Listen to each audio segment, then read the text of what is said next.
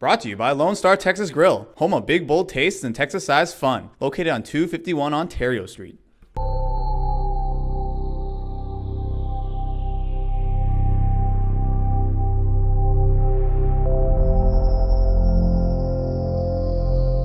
Hi, welcome to QTV Profiles. My name is Alyssa. Today we're here with CNN's very own Ali Velshi. So welcome to the show. Thank you. Good to be here. Thanks. Can you tell us about your experience at Queen's? Why did you choose to get your degree in religious studies? Well, I really thought of Queen's as a great liberal arts school. And so I was looking for an area of study. I assumed I would go on to do professional studies at some point afterwards. So I wanted an undergraduate degree that was sort of that replicate the liberal arts experience as much as possible. And what was then the Department of Religious Studies was small enough that in order to sort of get the fullest education or complete the requirements, you needed to do things in different course areas. So it was a way of getting more electives in the arts than you could do in another program. I just wanted to get as diverse an experience as possible, and religious studies allowed me to do that. How else do you see that Queen's has changed since you were a student? Well, it's, in a lot of ways, and I mean this as a compliment, a lot hasn't changed. A lot of it is still people who want to study, have a great university experience. There are more facilities. Look, universities become a lot more competitive. People choose their schools for different reasons, including some of the recreational facilities and some of the conveniences and some of the places that you live. So Queen's has changed in a way that allows it to be more competitive to a broader range of students. I'll tell you that the biggest difference, obviously, is the internet. When I was here, it was just fledgling, so we didn't see shows like this on the web. You didn't have internet communication. You didn't have cell phones. You didn't get to research on the web the way you do now. So I would guess that generally speaking, students are more informed, more in touch, have access to more information than we had then, but that's a global phenomenon. Yeah. Previously, you talked about getting your degree in religious studies. Yeah. How does it help you in your current career, or does it affect that at all? So at the highest level, it doesn't really have all that much impact. I mean, it's not stuff that I deal with on a daily basis. But when you think about it, when you think about the world's problems and issues right now, they sort of divide into two camps. One is economic, and everybody's facing economic issues. Some places are doing far better than others. And the other one really is religious. It's quite remarkable how much of the world's problems remain mired in religion. This is not a new phenomenon, obviously. It's been going on for thousands of years.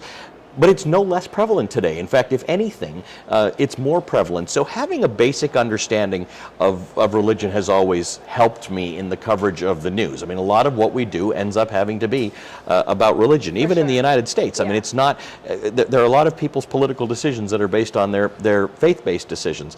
A lot of it is nonsense. A lot of it is not actually based in anything true, but that's never stopped people from having conflicts about their beliefs.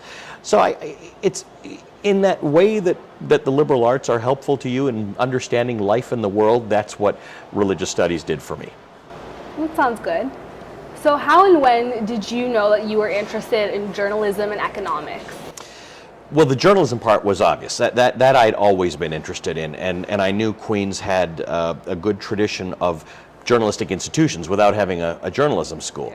So when I was here, I did very little for TV. I did some work on radio, and I worked for the Queen's Journal. What made you decide to move to New York, and how does it compare with your former home of Toronto? Well, two very interesting questions. I didn't really make a conscious decision to move to New York. I loved New York. I've always loved New York. I used to travel to it a lot, and I always thought it'd be nice to work there one day. But when the offer actually came, I wasn't really looking for it. It was strange. It was not the time. I was doing very well. I was in Toronto working for what was then ROB-TV, which is now BNN. And I loved it. I had a great life there, and I just didn't want to leave. And so I took it, and I went to New York. I wouldn't say grudgingly. I was very pleased to go, but I wasn't looking for that move. And I just grew to love it. And I've really, really enjoyed being in New York. These are exciting, great cities to be in, and they're all very different. Toronto is probably the most ascendant city on the continent, if you ask me. I mean, it is just remarkable. The building, the ethnic mix, the progressive nature of the city, the architecture. I'm a little worried about the economy. I think there's too much housing going on in Toronto, but I think everybody realizes that. But it is just a remarkable city. I would say its biggest challenge right now is public transportation, which is the challenge of all major cities, but it is a world-class city. When I left Toronto, it was well on its way to becoming a world-class city. You mentioned you worked for Canadian television stations, which are now BNN. How does your experience of the Canadian television industry differ from the American one? So I've worked for a lot of Canadian television operations. I worked for City TV and CP24 and CFTO and CTV and what is now BNN. And I would say the differences between American TV and Canadian TV were much more pronounced back when I moved. And the difference was that in America, it was really dominated by the networks as opposed to cable, and networks were always heavily staffed.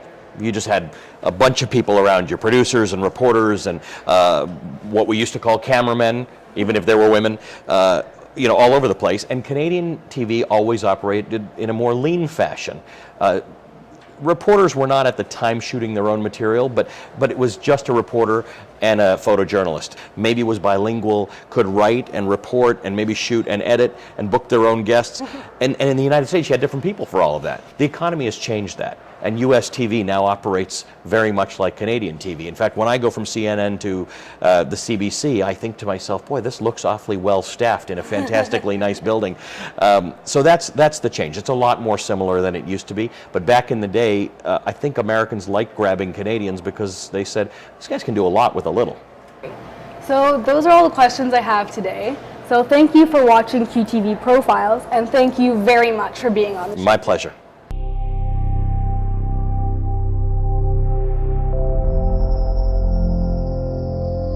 Brought to you by Lone Star Texas Grill, home of big bold tastes and Texas-sized fun, located on 251 Ontario Street.